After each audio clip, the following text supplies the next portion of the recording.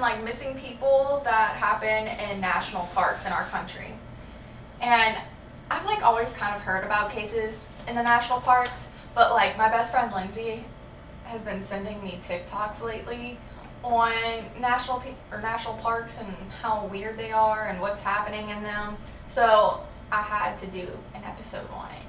And I really think that's how it got like really brought up, is like people on TikTok are posting about it now, and it's really drawing attention to it. But even outside of TikTok, like a lot of these articles, I looked at it from like 2017, like before TikTok was even big. So this has been a problem for a while now. I know, but beware, because I feel like a lot of TikTokers out there are really hyping up the whole feral people living in national parks. Agreed.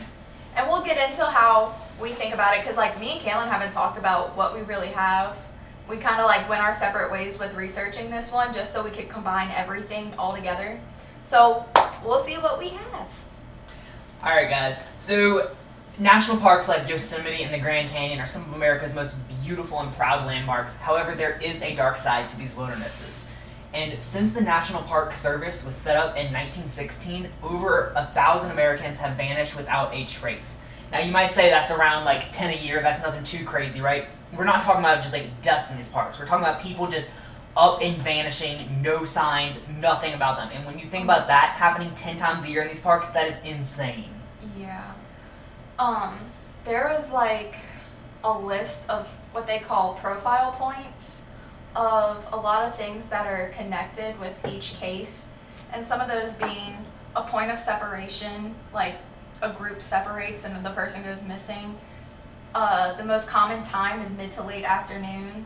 It's usually like in boulder fields of granite or rock fields, near water. There's always some kind of weather event, whether it's when the person goes missing or during the search for them. And they usually have a disability or illness that like is either noticeable or not, like it doesn't have to be noticeable. And in 95% of cases, the canines can't find a track of them. They're usually found in an area that they were already previously searched for in, and there's missing clothing, unknown cause of death, geographical clustering, which means like there's a large number of missing people in one spot. So yeah, there's just, this isn't just normal missing people cases. When like dogs can't even find somebody 95% of the time, something out of the realm of normalness is happening there. Like abduction. Like abduction. But what is abducting these people is what the question is. And there's so many different theories out there and different ways to look at it. But let's just get the elephant out of the room right away. So I feel like most people are saying that when these things happen, it's just like accidents in nature. Mm-hmm. I just can't see that being a thing, because you would find the bodies. Like if somebody fell down a mountain, I feel like you would see them there. Or yeah. If they were eaten by an animal, there would be remains and blood and tattered clothing, but like we just don't find anything. Like these people, and then the part that really gets me is how some of them are found in places where there were already like hundreds of people searching for them, and it'll look like things are freshly put there, like right after they searched, and it's just like, how is that possible? And like so many different parts of the country report different strange phenomenon that go on in the forests out there. Some things remind me of Bigfoot, some things remind me of aliens, some things remind me of just evil people. Like, I don't know what the heck it is. I still don't know.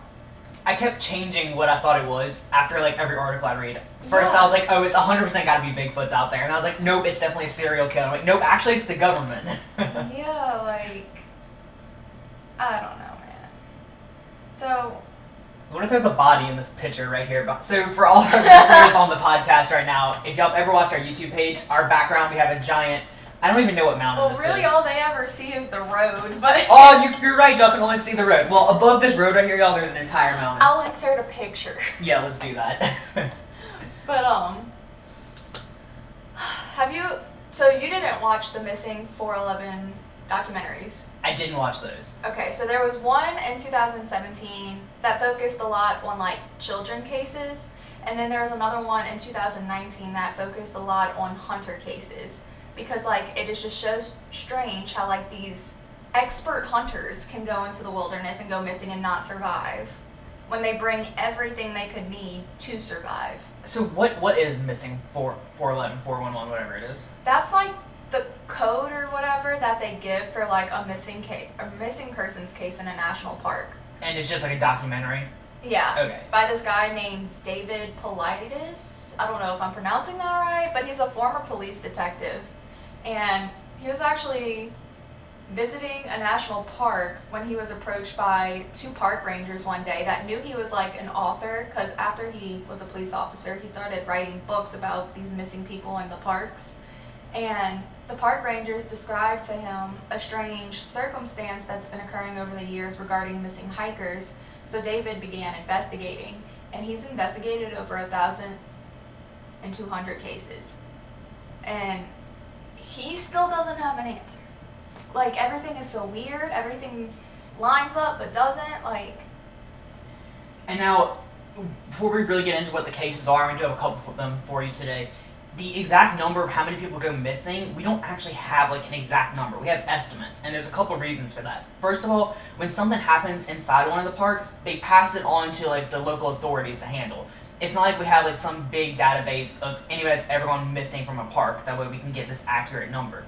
And honestly, surprisingly enough, most of the data that we do have on these people that go missing are from Bigfoot hunters and people that live in the parks and are around that all the time. They're the people that have like the most information on these missing people, and so that's kind of crazy too. And also in one of the documentaries, he interviewed a guy that used to work for like the National Park Service or something like that, and he asked like, do y'all keep record of missing people in the parks? And he was like, not that I've ever been aware of, blah blah blah. And apparently it costs $1.4 million to get a list of missing people in national parks made and given to you. I feel like I could do that if I had like $10,000 maybe. Like, I don't understand, like, why is it a secret? Why are they trying to like keep it under the vest? Like, so I actually saw one post about why is it kept so secretive, and it might not be for sinister reasons. Of course, they want you to go out to those national parks, and if they advertise, like, hey, 100 people died in the Grand Canyon this week, you're probably not going to go. So it is, like, I guess, kind of a good marketing move to try to keep that on the download. Maybe it's not sinister, but... I don't know. One of my live-in theories in my brain is that there's just, like, government bases hidden in these mountains that, like, you get too close, you get snatched, and you're not going to be seen again. They'll make it look like an accident. Aliens. On the side of mountains. So do we want to get into some case examples? Absolutely. Do you want to get started, or should I get started? You can go first. Alright, y'all. So, like I said, a lot of the cases where bodies are actually found are still shrouded in mystery. One such case is the story of Jacob Gray. So, according to the New York Post, Jacob Gray visited Olympic National Park in April of 2017. Jacob rode his bicycle during a rainstorm. As Marina said, there's normally always some type of weather event that takes place in these disappearances. Well, this one was a rainstorm, and he rode his bicycle in as he was 22 at the time. Well, he went missing, he vanished, and his bike and his camping gear were discovered near the Solduke River, but otherwise there was no trace of him. Several months of search and rescue missions uncovered absolutely nothing. And as I said earlier, surprisingly, most of the data on people in the wilderness come from hunters, which are like the Bigfoot hunters, because they literally live in and around the grounds. The founder of the North American Bigfoot Search, David Paulides, excuse me if I'm saying that wrong. That's the same guy. What the heck? Is it really the same guy? Yeah. Well, he launched a database of wildland disappearances that occurred under mysterious circumstances, and from his research, he says there's at least 1,600 people on that list. Well, he met up with Randy, which is Jacob's dad, and they actually went on a search for Jacob together. So this Bigfoot hunter, according to his data, as you said earlier, most people disappear late in the afternoon, just before severe weather. This is literally exactly what you said earlier.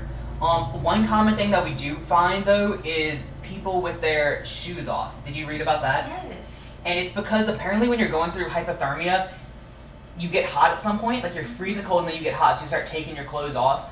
So that'll become important a little bit later on. But according to him, the biggest obstacle on getting any information about missing people in the wild is the National Park Red Service tape. He speculates that the Park Service conceals the true data on how and where people disappear and how many have actually found it, because it would shock the public so badly that visitor numbers would fall off of a cliff. He continues by saying he doesn't think there's this grand conspiracy to keep the numbers hidden, but they're not going to advertise it because, as he says, a county sheriff isn't going to put a missing person on his re-election poster. So, the park rangers told Jacob Gray's family that the odds of locating and finding him were beyond finding a needle in a haystack. And despite a several-month coordinated effort by hundreds of park rangers, local police, and volunteers, they found no trace of him. However, his father was not ready to give up. This man began to sell all of his possessions. He sold his house, he liquidated his business in order to get the money together to put together a search and rescue operation for his son. He ended up buying an Arctic Fox slide-in camper with food and gear, stocked it up, and went out to this national park to live in the woods and try to find his son. Nothing about Jacob's disappearance suggested foul play. His bike hadn't been damaged, the tires weren't flat, and furthermore, there was no evidence that he had been in an accident or purposely hit. He was 5'11", 145 pounds, and he was in perfect, excellent shape. He was actually planning a cross-country trip where he was going to drive or ride his bike from California to Vermont, which that is a long ride. So this man was in really good shape, so I don't think that he just got tired out in the woods and ended up dying. However, there is a kind of darker side to Jacob that we ended up finding out a little later. After his parents' divorce that happened 4 years before he ended up going missing, they said that he began to show signs of depression, and his family speculated possible schizophrenia.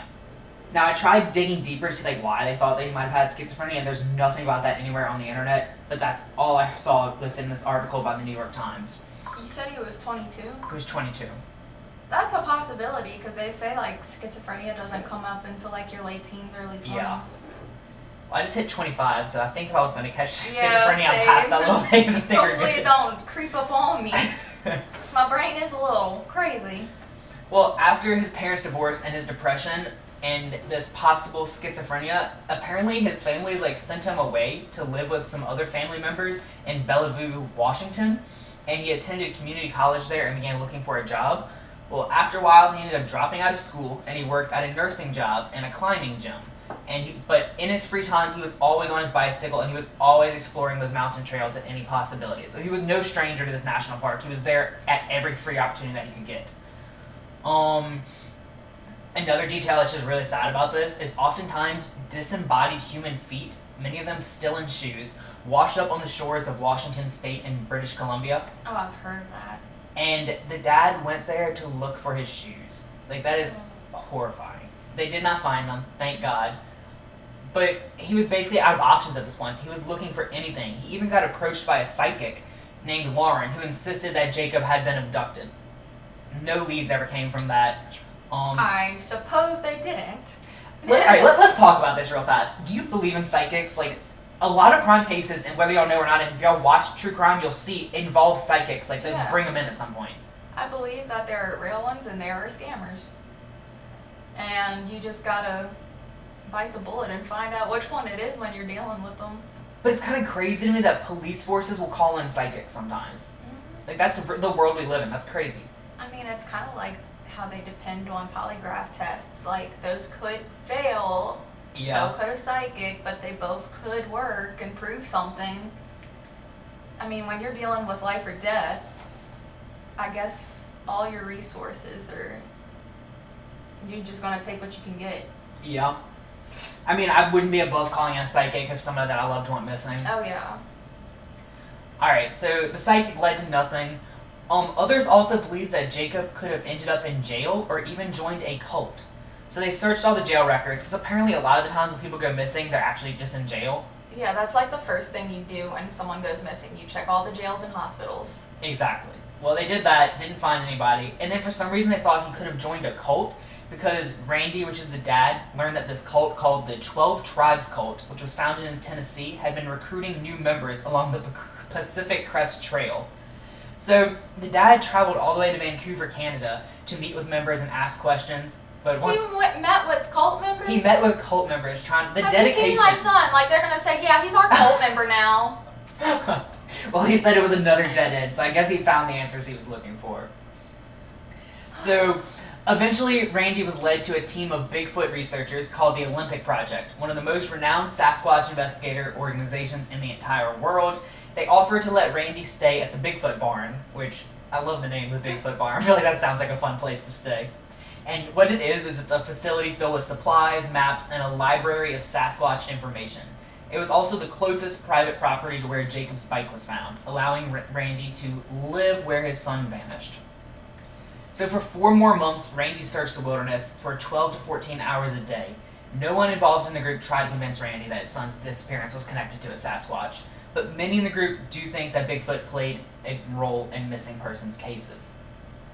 Randy wished that his son's disappearance had been something that could have given him closure. He said if it was a heart attack or a car accident, it would have been better than him just missing and having no idea what happened. He really wanted that closure. And it took 18 months, but he finally did get that closure. On August 10th, 2018, a team of biologists who ventured into the mountains to study stumbled upon Jacob's clothing in a remote area of the park. Researchers searched the area and found his skeletal remains 5,300 feet above sea level and 15 miles from where Jacob had left his bike. The coroner called the official cause of death inconclusive. His boots were found wrapped in trash bags, and his brother wondered if this was a sign of suicide. Now, it really aggravated me because it kind of just put in parentheses, Jacob's brother wondered if this was a sign of suicide, and it gives no more information on that. I don't understand how that could at all point to suicide, finding his work boots wrapped in trash bags. If anything, that signifies foul play to me. Yeah, like if anything in my mind that signifies, okay, a human did this rather than a animal. Exactly. But that's all you can really go from there. You can't just make assumptions, but if he was in some kind of altered headspace, you could do literally whatever, because nothing, like anything you would do if you were in a weird headspace, like doing weird shit, nothing, well, my mind just blanked, but you know what I mean. I see what you're saying, and nothing would surprise you at that point. You're in this messed up headspace. But why, if you're going in the park to kill yourself because he was depressed, he was schizophrenic, Possibly schizophrenic, why are you taking your shoes off, putting them in a bag, and then putting them up? Like, I feel like that doesn't. I don't know. Who knows? We'll never know. Yeah.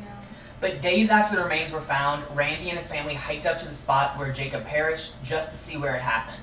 They stumbled upon 2 human bones. One of them was a finger bone that they believed belonged to Jacob.